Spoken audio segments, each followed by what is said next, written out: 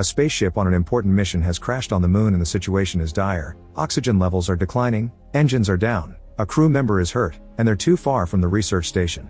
When Dr. Song awakens, she falls from her seat and notices the water, which means there's a leak. She wants to fix it, but when she looks out, she discovers the spaceship is resting on the edge of a massive chasm. This all started a few weeks ago. The year is 2075 and Earth is going through a serious water shortage. Sea levels are falling, it never rains, and infant mortality rates have spiked as people desperately consume contaminated water. Food shortage keeps getting worse because vertical farms can't do enough, and having pets becomes illegal. The government establishes a supply regulation to control the situation, rationing water depending on social class. The most important citizens get gold cards with unlimited access. This has caused hundreds of riots from the lower classes. At the Environment for Human Survival Research Center, Song is working with plants and animals. She gets a visit from Section Chief Kim of the SAA, or Space and Aeronautics Division, asking her to join their mission. At first she refuses, but she changes her mind when she hears it's about the Balhi Lunar Station, where her sister died 5 years ago. Because of her death, the government compensated Song with a gold card. Song attends a meeting to learn the mission details and meet the crew. The Balhi station had to be closed because of a radiation leak 5 years ago, so now the new team has to retrieve some important samples in capsules to bring back to Earth for research. Once they land on the moon, they have 24 hours to complete the mission, and the capsules must be transported in low temperatures. If they have any damage, they need to be extra careful with them. The team isn't told the capsule's contents or their location, so it's all very suspicious. Moments before takeoff, the crew is shocked to learn the usual co-pilot has been replaced at the last second by a stranger named Lee. The spaceship leaves Earth and reaches orbit right on schedule, and their flying goes smoothly until they get closer to the moon. The alarm starts ringing and they learn that the docking system is having trouble, meaning the bolt won't last if they get into the landing orbit. Since they can't reach the SAA, they decide to release the landing module early. Unfortunately, the main engine won't ignite and they have to change to thrust controls, which don't work either.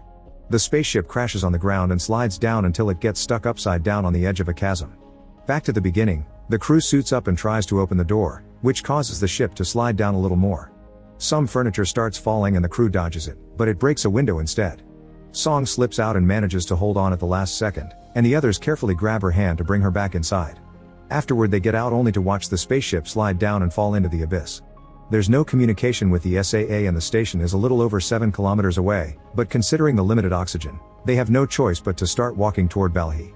Moments later, Huang collapses because of his punctured lungs. His suit is out of water, but when the others try to give him some, Huang stops them and throws up blood before dying. The crew decides they'll pick up his body later when they get rescued and keep moving after leaving a vial of water in the guy's hand. By the time they make it to the station, their oxygen levels are at 1%, so they hurry inside on the verge of collapse and shut the airlock just in time.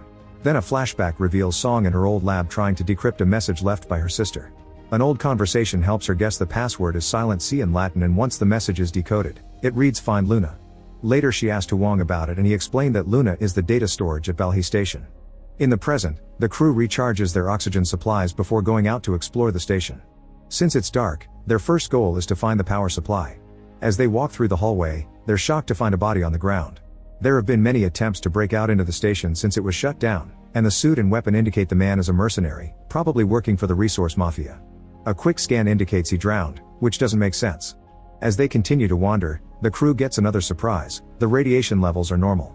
Song is getting too suspicious of the government's lies and wants to do an autopsy on the mercenary to check for any potential danger they may encounter, but Captain Han orders her to keep moving. Eventually the team reaches the main hub and turns on the power. The communication system is still down, but the radiation levels are okay and there's plenty of oxygen, so they take off their helmets and activate the air filtration system in the rest of the base. Afterward they examine a map of the base and discover some red areas that require level 1 authorization and were closed because of the supposed radiation contamination. There are 3 storage areas and 8 gates, so Han decides to split the group into 3 teams. Han's team reaches storage 1 but the door won't open, so they have to force it by hand. They only get to open it a few inches before an arm falls through, and when they open it completely, they find all the bodies of the previous crew. They're in the same state as the mercenary, so they didn't die from radiation either. There are blood handprints on the walls indicating the crew tried to escape, but it seems the area was shut down in an emergency. This means the crew died after the shutdown and not before, as the government said. Afterward Han's team enters storage 1 and notices someone had already been there. There are some capsules on the ground but they're all empty. Song's team heads to storage 3, but they stop when they find a strange biosignature on the scanner. Since it's moving alone, it can't be a crew member, so Chief Gong decides to investigate and tells his teammates to wait. Since this is getting too weird, Lee tells Song that she was right to be suspicious and offers to cover for her while she heads off to the infirmary to find the medical records. As soon as she's gone, Lee enters storage 3 to discover the power isn't working here and the capsules are empty. He accidentally drops his flashlight, and when he reaches under the furniture to retrieve it, something takes the flashlight away. After the initial shock, Lee tries again, only to find a capsule full of water. Meanwhile, the team heading to storage 2 finds some creepy drawings on the ceiling. This storage door won't open either, so they have to hack the lock. Once inside, they discover that someone already searched the place and the remaining capsules are empty. There are bodies on the ground, but this wasn't radiation death either because the levels are fine. When he looks more closely, Suchin realizes one of the bodies is holding a capsule. When he pulls it from the stiff fingers, he accidentally presses the body's chest and causes it to cough up a strange spore that enters Suchin's eyes. The capsule he grabbed is empty too, so the team begins heading back. On his way out, Suchin feels strange and water droplets can be seen moving under his skin as he starts hallucinating things like a starfish on the wall. Another flashback reveals that before the mission, Song had already been researching the Belhi station and noticed a weird sign. Later, Kim surprised her by saying that the sign wasn't on the door, it was on the floor. In the present, Song gets a message from Gong telling her that he lost the weird signal and is going back, so she has no choice but to return without finding the symbol. When she makes it to the storage, she finds Lee at the door and sees how suddenly something pulls him back into the room. Song immediately goes inside and discovers Lee being choked against the ceiling. Once he's dead, the mysterious entity drops Lee on the floor and takes the capsule away. When Song tries to take a closer look, the entity disappears. At that moment, Gong returns and calls the rest of the crew. Dr. Hong inspects the body and discovers Lee has fractures all over, which matches Song's weird story. Han is still suspicious, so he watches the footage from Song's body cam, confirming the existence of the strange entity. They move the furniture where it was hidden and discover a very long vent system, so they must decide if searching it. Meanwhile, some crew members return to the main hub and Suchin suddenly starts vomiting water all over the floor, unable to stop. His teammates call the others, and as Hong rushes back, she tells them to put on hazmat suits and stop the water. The teammates put Suchin on his back, but water still drips off the corners of his mouth. Soon Hong arrives and tilts his head back, causing the water to keep coming out. The doctor cuts Suchin's throat to insert a tube that makes the water spurt out like a fountain, then she takes a sample of his blood only to see it come out all watery. Water keeps coming out of the tube with no end in sight, and eventually Suchin dies, drowning just like the bodies they found earlier. Once the filtration system clears the air, the team can take off the hazmat suits.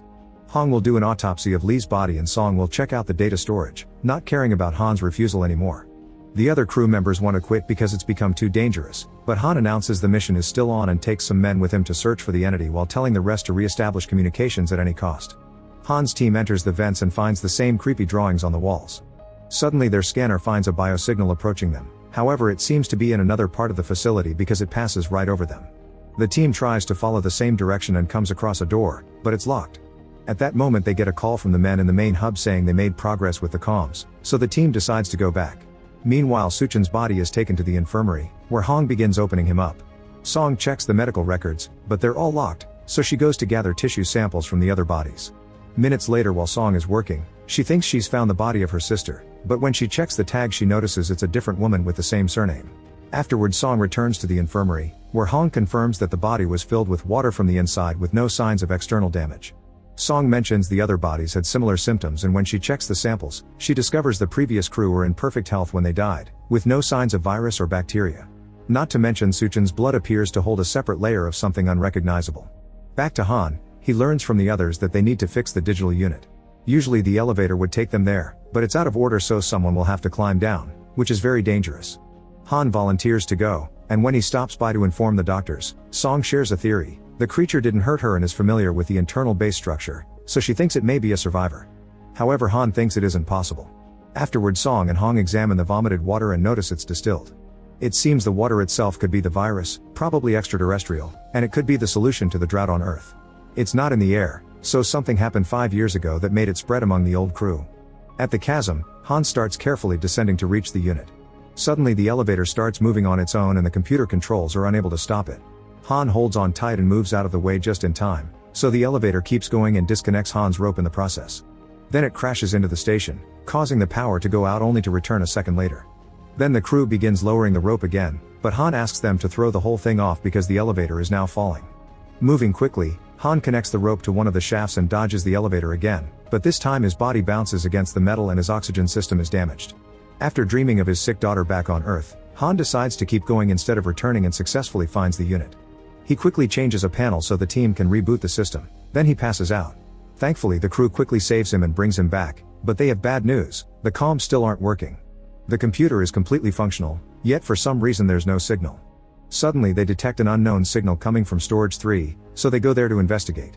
The room turns out to be empty, but when they check Lee's body, they find an old communicator indicating he's a rogue agent. Using this communicator, they manage to make the comms work and get in contact with Director Choi of the SAA. After Han updates her on everything, Choi orders him to concentrate on finding the intruder, and Han asks for the codes to access the restricted areas. He also points out Choi isn't surprised by anything he mentioned, so he suspects she knows more than she lets on.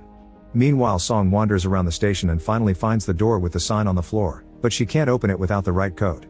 She returns to the lab and decides to try a new test. She drops some blood on a sample of vomited water, and it immediately starts multiplying at an amazing speed.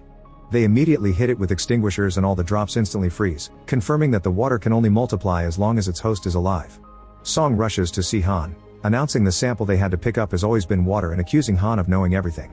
A flashback reveals what Kim and Choi told Han before the mission. Song's sister Won Kyung had found water on the moon, so the Belhe station was built to study it. Han tells the others of this and says he kept the secret to protect them from moles like Lee, but Song immediately corrects him. She points out the lunar water is what killed everyone because it can't be controlled, but the government is hiding that information because they probably want to commercialize it without caring about the consequences. Then in private Song tells Han that her sister wanted her to be there and asks him for the access codes. They go to the door with the symbol and after Han removes their body cams, he uses the code to finally open it. The walls are covered with the database, and on a hatch on the floor, they're shocked to see some leaves. When they open it, they discover a long tunnel covered with plants. Song and Han immediately bring the rest of the crew and they agree to go investigate. While E2 stays by the hatch to guard it, the others carefully climb down and find multiple storage rooms filled with plants. They also notice this area isn't on the map. Eventually they find a control room with tons of sample capsules, including a broken one on the floor from which all the plants grew out. The team begins gathering capsules to take back, and Han notices something moving among the vines. Other crew members notice something in the hallway only to suddenly scream and run away.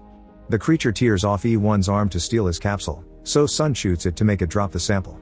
The creature runs to hide in the vines and Hong approaches E1 to discover he's died. The others approach the vines and open fire when the creature moves, jumping and climbing around like a monkey. It doesn't stop moving until a stray bullet hits a bursting pipe, making the entity fall. The crew approaches the creature and they're shocked to see it's actually a young girl with a weird protuberance on her jaw and reptile eyes. When she sees them come closer, she quickly runs away and leaves through the upper tunnel, knocking out E2 in the process. The others try to follow her, only to discover that the sample she dropped before is broken and now the water is making contact with E1's blood, multiplying at a crazy speed. The crew rushes to retrieve the sample briefcase and runs to climb out while hearing an alarm go off in the control room. They pick up E2 and make sure to lock the hatch again before rushing to the infirmary. Afterward Hong and Song operate on E2 because there's blood in his lungs, and Ryu has to donate some blood to help. Once he's left alone in the infirmary, Ryu reveals he also has an extra communicator and sends someone a message saying he has a sample. The mysterious person replies with orders to eliminate all witnesses. Then the crew discusses what happened and Song theorizes that the girl is trying to stop them from taking the water. Han calls Choi to confirm they have the samples and informs her the intruder is a young girl, but Choi tells him to kill her anyway. After she hangs up, Choi reveals that she has a picture with the girl from many years ago. Next, Han authorizes Song and Hong to go back into the tunnel to gather information while he returns to Storage 3.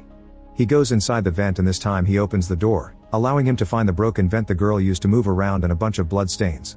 Han follows the blood while two of his men find another vent opening in a hallway, so they go inside and find an area not on the map. There are more bodies here and they start following the blood too, only to suddenly be startled when Han falls in front of them. It seems the girl has complete knowledge of the station and can move through it effortlessly.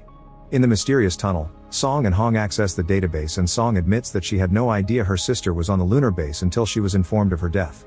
Won Kyung had called her once before the accident, but Song didn't pick up the call and now regrets it. When they finally breach the computer's security, they're shocked to see all data has been erased. The duo returns to the infirmary and finds Ryu taking the samples, pretending that he has orders from Han. Song gets suspicious and stops him, and when Ryu takes out his gun to kill them, they all step back when they see the girl at the door. Ryu tries shooting her, but the girl dodges all the shots and jumps on Ryu to knock him down. While the rest of the crew arrives, Song carefully shows she means no harm and puts down a capsule for the girl, who has a tag with the name of Song's sister. When the girl grabs the sample, Ryu destroys it with a shot, and the girl collapses as she has a seizure. Song notices the protuberances on her cheeks moving like gills, but the girl runs away because she can take a closer look. Afterward Song puts away all the other capsules and tells the crew that the water can't kill the girl. Some crew members want to kill her, but Song forbids it because the girl is the only chance they have to save humanity. Then Han calls Kim, who confirms Choi was the one who ordered the station to be shut down and not everyone in SAA agreed. He refuses to share more information, he only urges Han to work with Song to find the truth. When Kim leaves his office, he discovers some rioters have managed to break a storage wall and now everyone is rushing to collect water. Meanwhile, Ryu sends a message asking for support forces. He gets a call from his contact, revealing it's an American man who insists he should kill everyone and go to Gate 7. Ryu grabs all the samples and as he leaves, E2 wakes up and sees everything. E2 tries following Ryu, who immediately shoots him and hides all the evidence. Back to Han, he tells the others they'll lure the girl out to capture her alive. They find the girl's location with the scanner, and then Song stands in the middle of a hallway with a sample in her hands. Suddenly the girl comes out of the vents, so Song puts down the sample and begins walking away. Han closes the first gate and drags Song out so he can close the other one, causing the girl to run out and get her leg caught in the door. Song tries to help her and as the girl bites her, she reveals a tag on her neck that says Luna 073. When Song calls her that, the girl starts crying, and Han shoots her with a sedative. Then Song opens the door and rushes to comfort the poor girl. At that moment, Ryu activates closure for all the gates from the main terminal.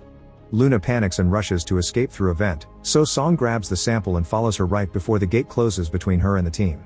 Hong is locked up in the infirmary and when she checks on the samples, she finds E2's body inside the freezer, so she informs the others. Sun runs to go through an entrance right before the gate comes down, so he starts making his way to the command center.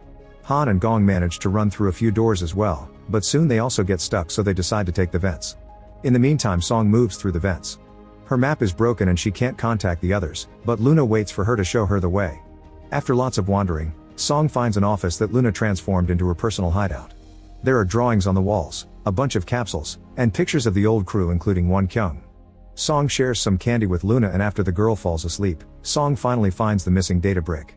She connects it to a computer and watches a video called Water Response Test, in which the previous crew tested the lunar water on a fish. The little animal survived and the water filled a small tank. There's also a video called Luna and Song is horrified to discover the previous crew had done genetic experiments on human clones. Whenever a Luna died to another failed test, they would bring out a new one, making the number on her name go up with each test. The current Luna is the 73rd clone and the only one who survived. The next video is from Won Kyung, who explains she did all this to save humanity but isn't proud of it. Then Song injects Luna with the water sample, which instantly heals her wounds.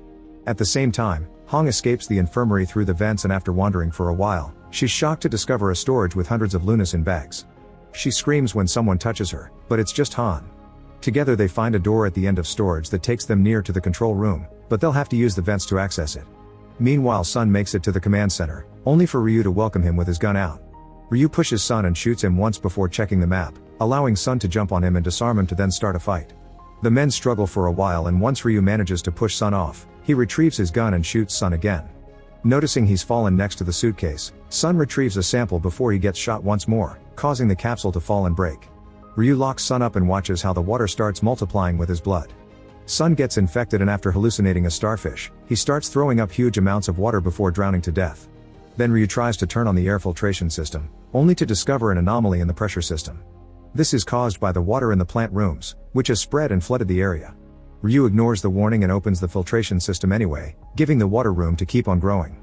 At that moment, Han and Hong drop down from the vent and find Sun's body but no Ryu in sight. Han immediately opens all the gates, and now the water has even more room to keep on expanding. Gong is still in the vents and eventually finds Luna's hideout. He wants to shoot the girl, but Song gets between them. When Gong informs Han, he also wants him to keep them alive and bring them over to the main hub. Afterward, Han finally finds Ryu and jumps on him, starting a fight. The men struggle to gain control of the gun and keep accidentally shooting it, creating holes in the ceiling. Eventually Han manages to overpower Ryu and tries to choke him, but Ryu punches him and gets away as he accidentally drops his communicator. At that moment the filtration system gives in and water begins sprouting out of all the vents, leaking out of the base and freezing under space's cold temperature. The water also begins to dribble through into the hallways and creates a wall between Ryu and Han, giving Ryu the chance to escape. Then a flashback shows the incident 5 years ago. Everyone was working normally when suddenly the alarm started ringing, so the crew ran to evacuate while the water found a little seed on the floor, instantly making it grow. The computer kept closing the gates and not everyone made it out on time. Others found the hallway blocked by guards who would shoot at them to keep them back while the gates closed. In the present, the water is starting to flood the station. The crew reunites in the medical bay and discusses how to proceed. Suddenly Song starts feeling sick and runs to lock herself up in another room, not wanting to infect the others. Then she starts vomiting water and passes out as she sees herself drowning, but while thinking about her sister, Song sees a light and starts fighting against the water. Minutes later, Song is shocked to wake up in the infirmary. Hong theorizes that Luna's bite filled her up with antibodies. Then Han and Gong read Ryu's messages and call Kim, who confirms the SAA rescue ship has detected a second spacecraft approaching the base. Song wants to know what will happen to Luna, and Kim explains she'll be taken to the Ministry of National Defense and the government will continue with the experiment. Song refuses to bring the water back to Earth and Han reveals he asked Kim to gather the other officials to go against Choi, but Kim explains nobody wanted to join him because Choi is powerful. After the call ends, Song says they should go to the International Institute of Space Biology because it's a safe and neutral space station where they can buy time to make a better plan. Meanwhile, Ryu wanders around the station as he starts to hallucinate because he's infected too, seeing the people he killed blocking his way while the water continues to leak through crevices. Back to the crew, Han manages to gain Luna's trust because she sees the sticker his daughter put on his badge. This allows Han to put a tracker on her ankle just in case. Then the team starts making their way out, but Luna suddenly drops to the ground and hears the water flooding the hallway under theirs. Panicking, she runs in the opposite direction and the crew follows her right before the water reaches their hallway too. Vent lids continue to snap out all over the place and more water keeps coming in, but thankfully the crew runs fast enough to reach gate 7 and close it behind them. Here the crew finds a delirious Ryu, who shoots in the air to keep them back and starts crying as he apologizes for all the people he killed. It turns out he was one of the guards that kept the scientists from escaping 5 years ago and even pressed the button to close the gate. Noticing the water about to bring down the gate behind them, Gong shoots Ryu multiple times to bring him down, but Ryu manages to land a bullet on him too. Now the crew can step forward and bring down another gate that stops the water just in time. While Ryu vomits watery blood and dies, the team grabs his samples and rushes to the airlock, where they start suiting up. Gong is very weak, so Han closes his wound with tape and helps him put on his suit, but his efforts are in vain and Gong dies anyway. Once everyone is ready, Han tries to activate the air depressurization, but the system isn't working and he'll have to do it manually. Ignoring Song's pleas, Han sneaks out and activates the lever right before the water reaches this area too and brings him down. At that moment, Song and Hong notice that Luna has already gone out without her suit. Both women immediately leave the station, running for their lives as the water brings down the last gate and reaches the outside, instantly freezing. Afterward, both women go looking for Luna and find her watching Earth. It seems she doesn't need oxygen to live. Nearby, the water drops Han's body, and when Luna approaches him to try to return the badge, he dies crying for his daughter. Then finally a rescue shuttle comes to pick them up. Make sure to subscribe and turn on notifications so you can watch more videos like this. Thanks for watching.